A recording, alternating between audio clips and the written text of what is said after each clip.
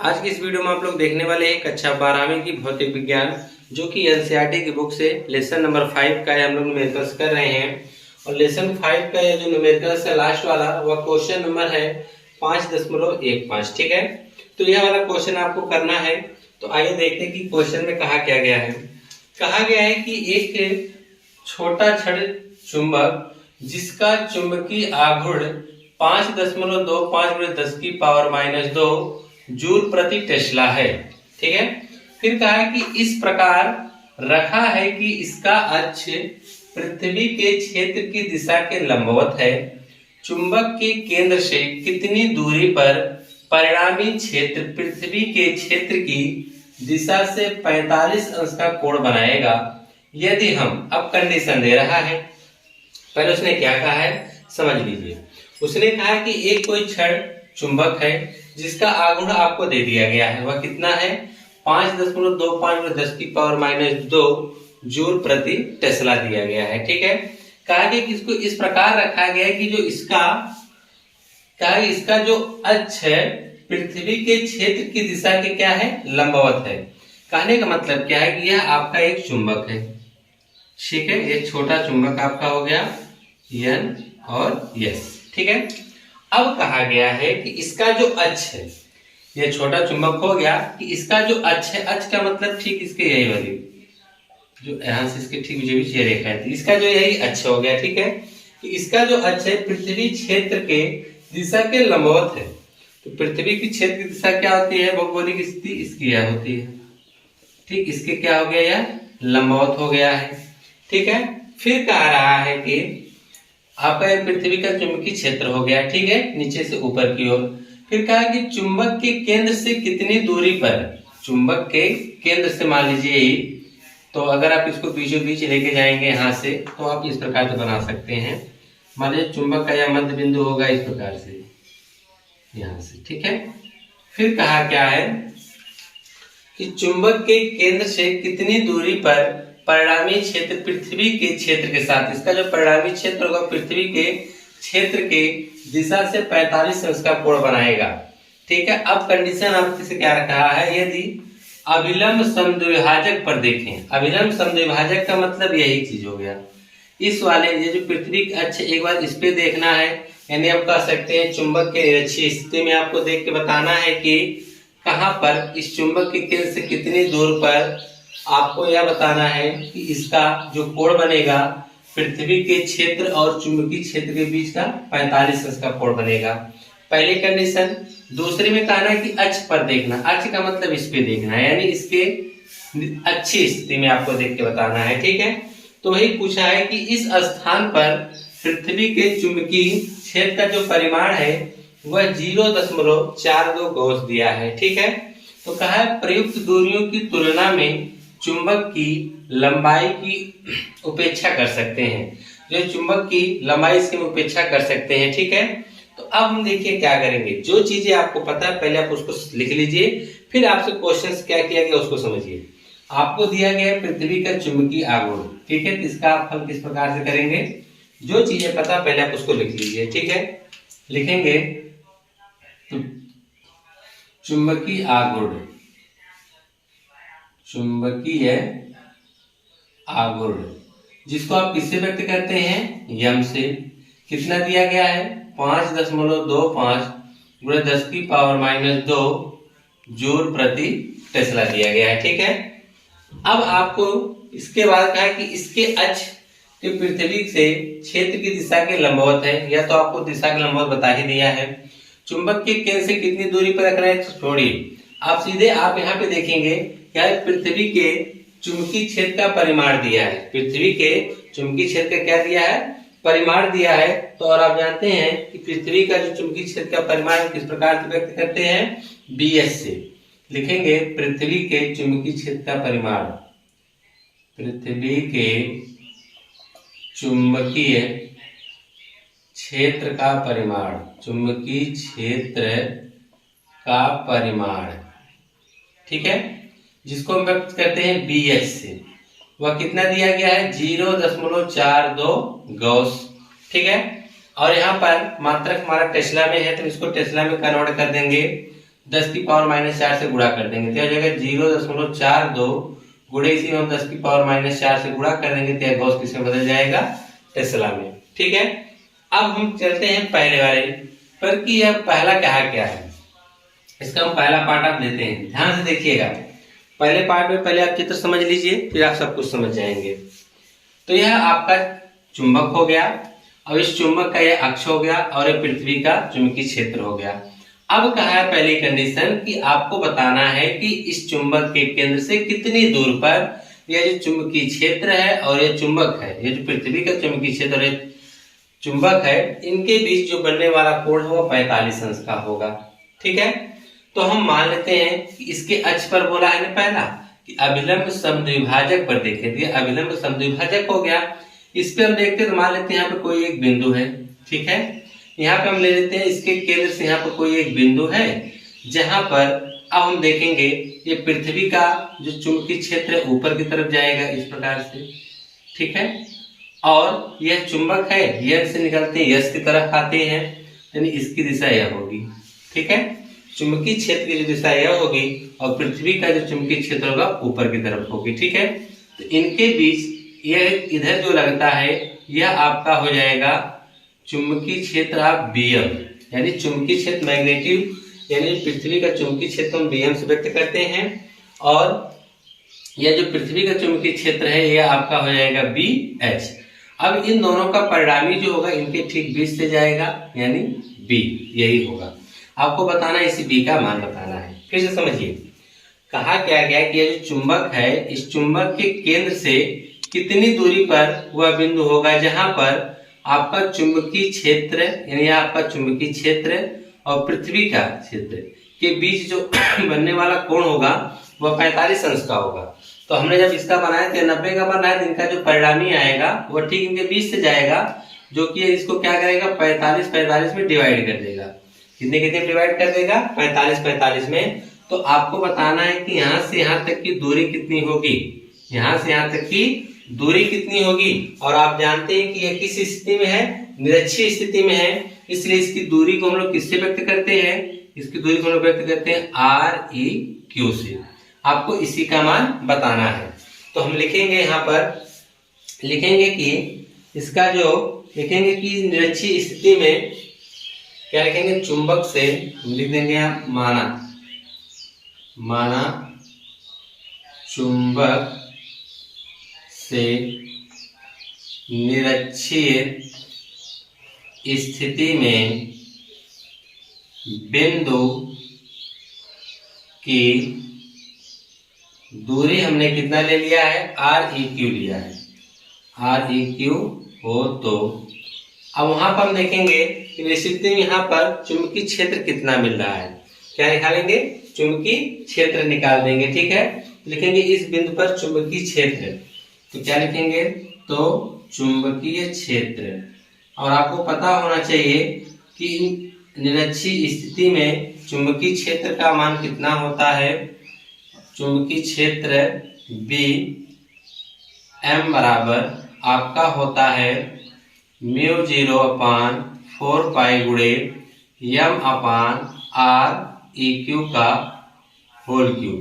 Req का sorry R का क्या होता है, क्यूब होता है। क्या होता है, R का क्यूब होता है। ठीक है, अब एक चीज हमें यह देखना है कि अगर हम कोई परिणामी निकालना है, ठीक है, इसका मान B का, तो आप क्या करेंगे, यहाँ पर Bm बराबर आपने यह जान दिया तो फार्मूला हो गया। तो अगर हम देखेंगे ध्यान से कि इसका जब परिणामी कुछ इस प्रकार से निकलेगा या इस प्रकार से जाएगा, यही ना। ठीक है, तो अब हम देखेंगे कि यह जो दूरी होगी वही दूरी यहाँ से भी होगी, देख रहे हैं कि नहीं, यहाँ से, यानी यह BH होगा तो यह भी क्या होगा, BH होगा, और यह आपका Bm हो गया। तो इनके बीच जो संबंध बन रहा है, यहाँ पे थीटा है तो यह आपका कर्ण हो गया, यह लंब हो गया और आधार हो गया। अगर हम इनके बीच का देखें तो यह आपको संबंध बताएगा। अगर यह लंब और आधार के बीच का हम संबंध देखें तो यह आपको tan बताएगा। ठीक है, तो हम निकालेंगे tan थीटा बराबर, या निकालेंगे tan थीटा बराबर, तो आपका लंब बटा क्या होगा, आधार, यानी BH बटा Bm हो जाएगा। क्या होगा, BH बटा bm हो जाएगा। और आप भली भांति जानते हैं कि थीटा का मान कितना रखना है 45, तो यहाँ हो जाएगा tan 45 बराबर आपका हो जाएगा BH बटा BM। tan 45 का मान 1 हो जाएगा, तो आप लिख सकते हैं BH बराबर BM हो जाएगा। देखिए tan 45 मान 1 रखेंगे, हम तीर गुणा कर देंगे तो BH बराबर आपको क्या मिल जाएगा BM मिल जाएगा। ठीक है, और आप यहाँ पे देख ही सकते हैं कि BM बराबर फार्मूला यहाँ पे क्या रखा गया है, तो BH बराबर, तो BM का जो आपका फार्मूला है म्यू 0/4 पाई गुणे M अपान R क्यूब E क्यूब। ठीक है, तो हमको क्या मान बताना है, R का मान बताना है, इसलिए इसको इधर पक्षांतर कर देंगे, बटा में है इधर के गुणा में हो जाएगा, ये गुणा में हो जाएगा तो कहाँ चला जाएगा बटा में। देखिए यह बटा में इधर के गुणा हो जाएगा, यानी BH गुणे R क्यूब E क्यूब बराबर में है आपका म्यू 0/4 पाई गुणे M। ठीक है, अब ये गुणा में इधर चला जाएगा बटा में, यानी R क्यूब E क्यूब बराबर होगा म्यू 0/4 पाई गुणे M बटा BH। ठीक है, तो अब हम सभी के मानों को रख देते हैं। ये म्यू 0/4 पाई का मान आपको पता है कितना होता है, R E क्यूब बराबर 10 की पावर माइनस 7 हो जाएगा इसका पूरा मान। M का मान हम देखेंगे तो M का मान यहाँ पे दिया गया है 5.25 गुणे 10 की पावर माइनस 2 बटा BH का मान कितना दिया गया 0.42 गुणे 10 की पावर माइनस 4। ठीक है, अब बाकी का क्वेश्चन सॉल्व करना है, तो इसके आप लोग शॉर्ट स्क्रीन निकाल लीजिए। हम इसको मिटा के यहाँ पे लिखते हैं। ठीक है, क्वेश्चन को देखिएगा, इसकी आप शॉर्ट स्क्रीन निकाल लीजिए। ठीक है, आइए अब देखते हैं इसके आगे यहाँ पर, अब इसी को सॉल्व करना है, बस सॉल्व कर देंगे आपको मिल जाएगा। तो हम लिखेंगे R क्यूब E क्यूब बराबर, तो पहले हम घात को सेट कर लेते हैं। ठीक है, तो आपका हो जाएगा 5.25 बटा में यह आपका है 0.42 गुणे 10 की पावर माइनस 7, 10 की पावर माइनस 2 जुड़ जाएगा, 10 की पावर माइनस 9 होगा, 10 की पावर माइनस 4 इसको ऊपर लेके जाएंगे तो प्लस हो जाएगा, तो 10 की पावर 4 हो जाएगा। तो R क्यूब E क्यूब बराबर, तो 2 अंक पे दशमलव खत्म हो जाएगा, यानी 525 बटा 42 गुणे, इसको सॉल्व करेंगे तो 10 की पावर माइनस 5 आएगा। अब हम 42 से हमको भाग करनी पड़ेगी 525 में, तो हम एक बार भाग लेके जाएंगे 10, 5 आएगा, 2 बार भाग लेके जाएंगे 84 आ गया, यहाँ आपका दशमलव 0 करेंगे तो हमको लग रहा 5 बार भाग जाएंगे। ठीक है, 112.5 आएगा, यानी R E क्यूब बराबर 12.5 गुणे 10 की पावर माइनस 5। ठीक है, दशमलव को हम उधर खिसकाएंगे तो इसकी एक घात बढ़ जाएगी, R E क्यूब बराबर हो जाएगा 125 गुणे 10 की पावर क्या माइनस 6। यह दशमलव को हमने इधर खिसकाएंगे तो इसकी पावर क्या होगी बढ़ जाएगी, -5 से क्या हो जाएगी -6। हमें देखिए क्यूब इधर भेजेंगे तो इधर क्या लगेगा अंडर रूट क्यूब हो जाएगा, यानी घनमूल निकालना पड़ेगा, यानी R E क्यूब बराबर अंडर रूट के अंदर हो जाएगा 125 गुणे 10 की पावर माइनस 6, इसका क्या लग जाएगा यहाँ पर घनमूल। जब इसका हम घनमूल निकालेंगे 125 का घनमूल आप निकालेंगे कितना आ जाएगा, R E क्यूब बराबर 125 का घनमूल 5 आएगा। अब 10 की पावर माइनस 6 का आप घनमूल निकालेंगे तो आपको पता है यह 6 तो है, 3 का जोड़ा बनाएंगे 10 की पावर माइनस 2 आ जाएगा, तो गुणे 10 की पावर क्या आएगा -2। कैसे, 10 की पावर माइनस 6 है, इसको आप कितनी बार लिख सकते हैं 6 बार लिखेंगे ना, 10 की पावर 6 गुणे 10 की पावर माइनस 6 गुणे 10 की पावर माइनस 6, 3 बार, 3 का जोड़ा बनाएंगे 2 जोड़ा बन के बाहर आएगा, जिसको हम लिख सकते हैं 10 की पावर माइनस 2। ठीक है, तो यानी इतना क्या आ गया आपका, इतना आपका मीटर आ गया। ठीक है, दूरी है ना, यहाँ से तक की दूरी पूछा गया है। और 10 की पावर माइनस 2 का मतलब यह होता है कि ये मीटर में है, इसको हटाएंगे सेंटीमीटर में हो जाएगा, यानी R E क्यूब बराबर 5 सेंटीमीटर। सेंटीमीटर को बदलने के लिए आप क्या करते हैं, 10 की पावर 5 2 से गुणा कर देते हैं तो मीटर में बदल जाता है। मीटर सेंटीमीटर बदलना हो 10 की पावर माइनस 2 हटा देंगे, यह सेंटीमीटर बदल जाएगा। यानी आप कह सकते हैं कि निरक्षीय स्थिति में जो चुंबक के केंद्र से वह जो बिंदु की दूरी होगी वो 5 सेंटीमीटर होगी। कितनी होगी, 5 सेंटीमीटर होगी। अब यही क्वेश्चन को उसने कहा है कि अक्ष पर देखिए, कहाँ पे देखिए, अक्ष पे। अक्ष का मतलब यहाँ पर, अब आपको बताना है कि इसके अक्ष पर अगर आप यहाँ पे रखते हैं, मान लीजिए यहाँ पे आप रख देते हैं, ठीक है, तो बताना है कि जब यहाँ पे आप रखेंगे तब इसकी, तो ये पृथ्वी का आपका हो गया, ठीक है, BH हो गया, और ये इसका हो गया चुंबक का आप यहाँ पे जब क्या दिखाएंगे BM। अब इनके बीच का परिणामी वही निकालना पड़ेगा, तो यहाँ पे B होगा, यह BH है, यह भी आपका क्या हो जाएगा BH के इक्वल होगा। सेम क्वेश्चन इसी तरह से है, बस आपको करना क्या है कि निरक्षीय स्थिति का जो आपका फार्मूला था जो वही हमको इसमें रखना है, ठीक है। तो चलिए लगा देते हैं इसी तरह से। तो हम लिखने क्या, तो कुछ इस प्रकार से लिखना पड़ेगा, देखिए